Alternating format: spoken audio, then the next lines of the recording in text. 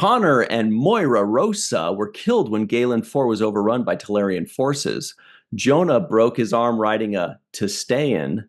And are banana splits really one of the best inventions ever? Hello, everybody, and welcome to The Seventh Rule with Sirach frickin' Lofton. Hello, hello. My name is Ryan T. Husk, and today we're doing a review of Star Trek The Next Generation, Season 4, Episode 4, Suddenly Human. Story by Ralph Phillips. Teleplay by John Welpley and the Jerry Taylor. Directed by Gabrielle Beaumont. That's cool. The date was October 13th, 1990. Where were you? How you doing today, Sirach? Great. I'm doing great. Jerry Taylor, Ralph Phillips, and who was the last person? It was, let's see, John Welpley. And it says John Welpley ampersand Jerry Taylor, which means they were writing partners, not two writers working together on a script, but actual writing partners. I feel like, is this Jerry Taylor's first credit? Because she ended up becoming huge, an integral part, I believe, like a showrunner on Voyager in subsequent years. But I'll check to see if that was going to ask first. about. Yeah, I was going to ask you about Jerry Taylor's career because I don't recall meeting Jerry Taylor. I may have, but I don't recall meeting Jerry Taylor off the top of my head. And yet, it's Jerry Taylor is a guy, right? Or is it? No, it's a lady. Jeri, spelled like Jerry Ryan. And actually, I just checked. Yes, this is her very first writing credit on any Star Trek. Then she had 13 in total for Next Generation. She had 3 credits for Deep Space Nine, a story by in the second season, The Homecoming, which was the first of the 3-episode arc, in season 2 of Deep Space Nine, and 2 story buys for the Maquis Part 1 and 2 at the end of season 2. But then her big breakout was, everybody knows, Star Trek Voyager. She was big time. She was the creator of the show, or one of the creators. She was a showrunner. She was everything for Voyager. Anyway, Jerry Taylor. She's still around too. She lives up in like way northern California on the coast. Beautiful area. Yeah, I'm seeing she's 86 years old. Put it down. Great. So yeah, I don't think I met her, even though she did write an episode. I was in Homecoming. Surely. Yeah. But yeah, I don't remember meeting her ever. But definitely shout out to Jerry Taylor. My first impression of when I first, the episode started right away.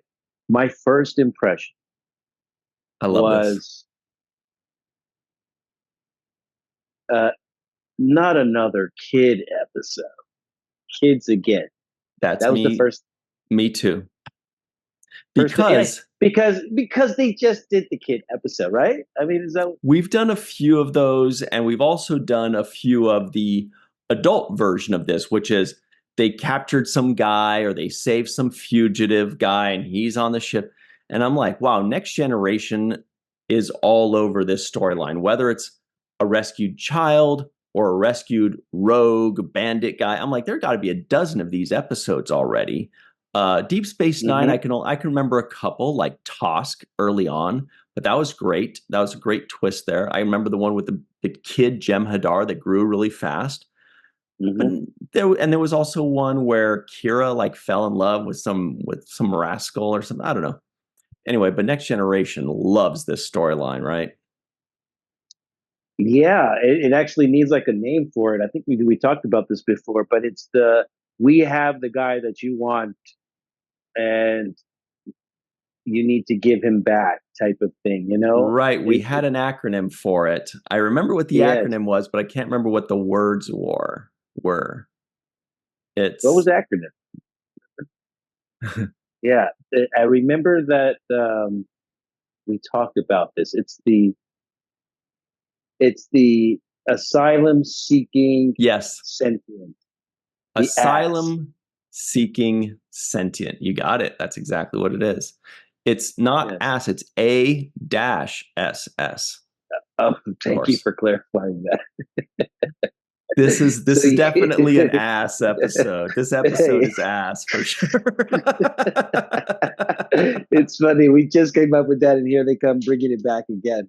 But Yeah. that's what I got. The first thing, was because the episode before this was the Rick Berman episode where brothers, Yeah. where right the two brothers, the young brothers, and then also Data and Lore. But it had the storyline, which the B storyline was those two young brothers that were, one of them ate poison because the other one tricked him on something, and that was kids in an episode.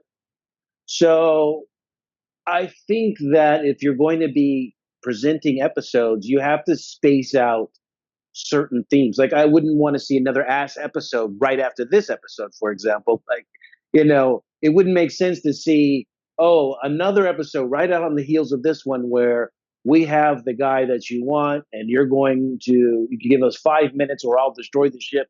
If that happened again in the next episode, I would be like, why are you recycling so quickly? And It's okay. Yeah. half of the first and second season were all 15-year-old Wesley Crusher saves the day, right? Which was kid-centric episodes. And now that he's an actual adult, he's an acting ensign, he's like 18, 19.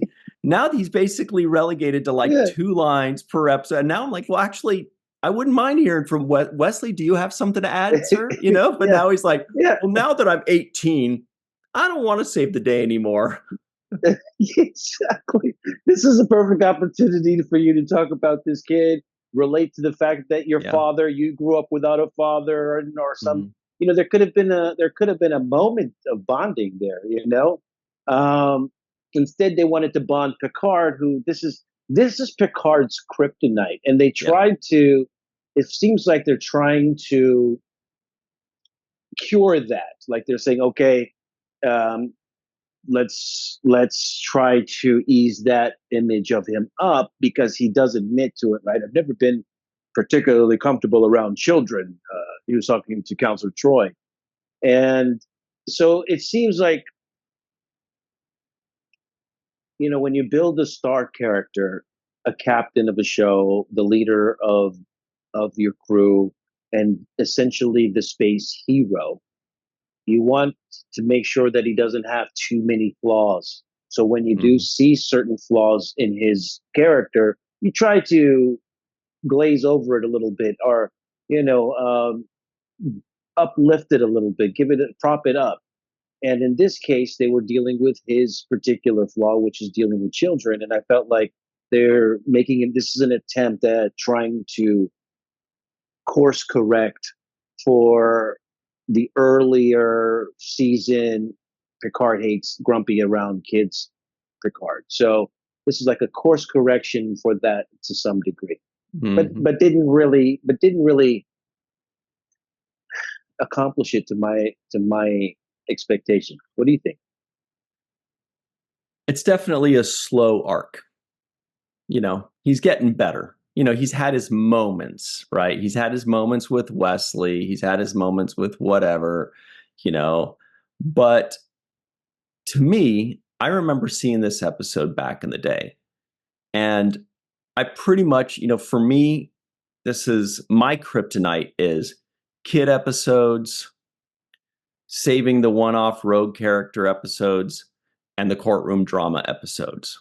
Those are the ones that start off already needing to prove themselves to me. Some of them end up being great, fantastic, phenomenal. But I'm saying like those are ones where I start off going like, oh man, and then usually I get, turned around a bit.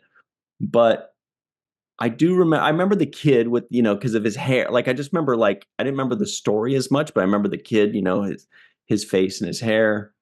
But I didn't remember.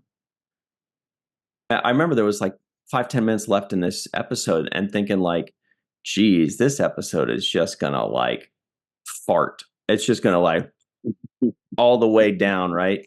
It's not gonna really, it just started at a plateau and it never really goes up. but I was wrong. It actually had a very impressive twist, which was at the end when Picard says, "You can stay with the guy." And by impressive, I mean, I 100% did not expect it. Even though I saw this episode, I had forgotten that part because I hadn't Right. seen these in a long time. Uh, but it's a very non-Star Trek twist. Every once in a while, Star Trek goes, "I know what you're thinking, and you're wrong. It's going to go in a totally un-Star Trek direction," which this did. I thought for sure the kid's going to choose to stay with his family. That's where they led us, what they led us to believe. They led us to think, okay, we know where this is going. He's going to say, "I want to see my family. I want this and that." And then Picard was going to stand up for his rights and tell that captain, "You stand back. He's made his decision," or something like that. Mm-hmm. But a total twist. And then you even think, or I thought, oh, now Picard's saying the son could go back, and the kid's going to say, "No, actually, I do want to go back to Earth." Nope, not at all. It was beautiful. It was amazing. I was very impressed by it. However, I'm like, I don't know if I agree with that decision, but that's what's so good about it is I I was sitting there after it ended thinking like for 5 minutes, like, wait, is that the right decision or isn't it? And I just kept going back and forth and back and forth. So that's actually really good with Star Trek is when they bring up something that you hadn't thought about or put it in a perspective that you hadn't considered. So I would love to know if you think Picard made the right choice or if he should take a 14-year-old child back home to his family. Yeah, I think this was about the child's choice more so than Picard's choice. And I think that's what they were trying to say, that this child, based on their lived experience, was mature enough to make a decision for himself. Uh, and I think that was the judgment call made by Picard. And I think that was not so much just Picard deciding which way he wanted to go, but more like observing that this child was so willing to get the lifestyle that they wanted that they were willing to even commit murder and all of this other stuff. So that was the kind of debate as far as ethical or moral, in my opinion, in this episode. But whether he made the right decision, I really can't tell. What I thought was clear was that this parent, this father, that basically adopted father for this boy. Um, what was clear to me was that this adopted father loved this kid and properly explained the things that I thought they had questions about, like the broken arm or ribs or whatever it Mm-hmm. was. I thought they gave a valid explanation into the origin of those things. So what may have appeared as abuse actually was just a roughhousing and child's play and an active kid who clearly this kid was an active kid. So that's a believable thing too, right? This was not a kind of docile kind of Yeah. sit in the corner traumatized person. This is somebody who's actively engaged, moving around, very physical child. So and that's what I thought was another part of the episode that could have been explored a little bit more if you're going to go into this discussion. Um, this is a story about a multi-ethnic kind of upbringing for a child. This is a Yeah. child who grew up as a human, now growing up in a Telarian culture, and he mentioned all of those things that they do, running by the river and making those sounds and stuff. So this is a person that has adopted Telarian culture and is basically has a multi-ethnic upbringing. That's why And I think some Talarian of it, culture has adopted him clearly. He didn't feel like an right? outsider. He was the son of a captain.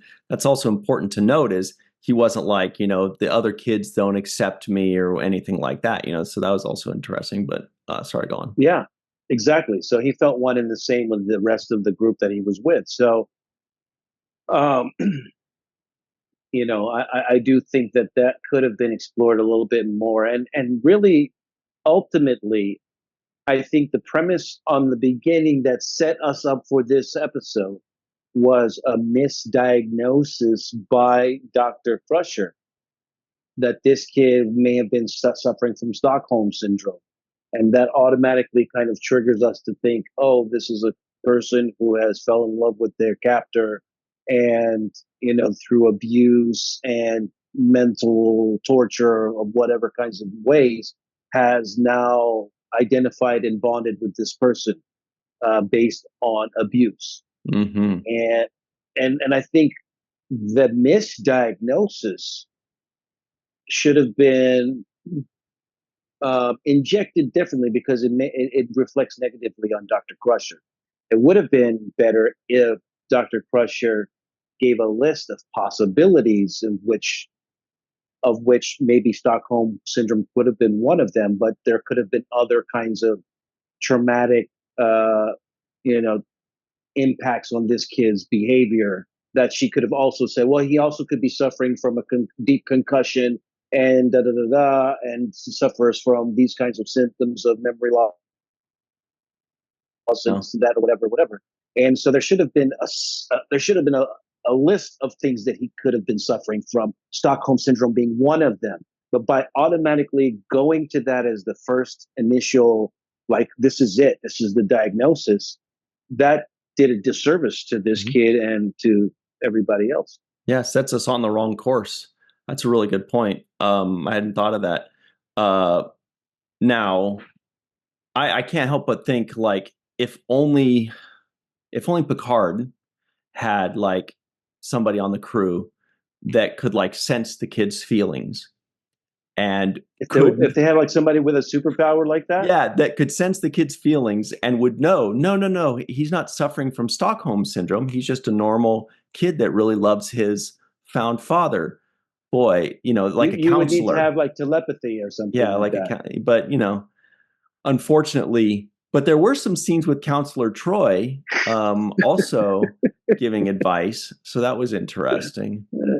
If you only had somebody with a Yeah. superpower to be able to read minds. Yeah, Well, and interestingly enough, that was another thing. She was able to sense a life form aboard a ship that was on its way in the beginning of this episode. That she's like, I sense somebody's there aboard, or something like that, right? Was there? I sense he's yeah. alive. And again, they went to her too late. They speculated. They said, well, we don't know if there are any life forms on there. Well, sometimes they like to kill people that come on their ship and blah, blah. And they're going back and forth and back and forth. And Troy's just sitting there going, when are they going to ask me? I could literally end 7 minutes of mansplaining right now of people like trying to outdo each other with trivia by just telling them. But I'm not going to tell them. I'm going to wait until they actually turn and ask. And then they ask, and she's like, oh, you realize I'm here. Yes, I'm Counselor Troi, and I say there are people on board, so go ahead and let's move forward with that, okay? Time's wasting.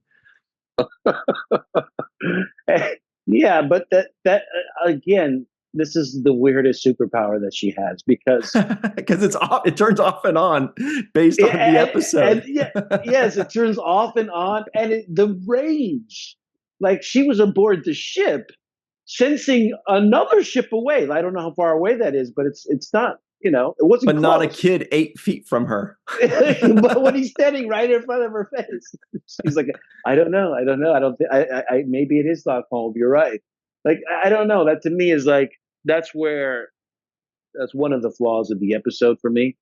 The initial one for me was the kid episode. You can't have back to back kid episodes in this show. Like, you don't have any for a long time. You come off of Best of Both Worlds, sets us up for this intergalactic like world dominion level kind of end of the Federation type moment, and then we go to back kid episodes, kind of funkying around a little bit, just being kids type stuff, and it's like, okay, this isn't like a heavy, deep, like psychological episode. So that was where I had, and this is another thing. Uh, I know we're getting to the break, but I Joe feel like knows. I feel like you're going to Yeah, racquetball soon, but I don't know where you're going. no, this is not even racquetball. That's a whole nother like Yeah, we'll topic, I get into think. that in our We'll cosplay get into for Vegas. Yeah. that. Wait till we dress up. No, this is my thing. The grandmother or whatever is the admiral, right? Admiral Rosa, Yep. and this admiral sends a video message. Like I haven't seen this kid in 20 years, the lost long relative of our family, and instead of calling and getting like a face-to-face moment, like, hey, let me see what you look like, let me talk directly to you, and instead it's like, I know. I heard so much A about you. text. One day when I get to see you, I hope that like in the future when you have this kind of, like, I would be like, I'm on my way, I'm taking one of the ships, put you on screen, I need to Yeah. talk to you, let's FaceTime each other. There was no FaceTime It was moment. strange that she did a recorded message text rather than a call. Yeah. I thought the same thing. I was like, wait, you just have a prepared speech and you're just going to send it to him like a message in a bottle and just be like, all right, I've done, I'm spent. That's all the lovey-dovey Yes. crap I can do for the week. Okay, I can't. I'll talk to him face to face Exactly. later. Exactly. Okay, I'm busy. It was weird. Yeah, I thought they should have an actual conversation. Um, but I did want to talk about the grandparents too, but we got our break coming in a minute or two here. So before we get to that, I would also like to point out, we did mention the racquetball. That was, I think Picard said something to the effect of, when I have a big decision or something like that, I go and play racquetball. Like now I've never played racquetball. Okay. I Yeah. played tennis and I've played ping pong, and I see people playing pickleball, completely taking over tennis courts at the local parks, which seems kind of annoying to tennis players, I would think.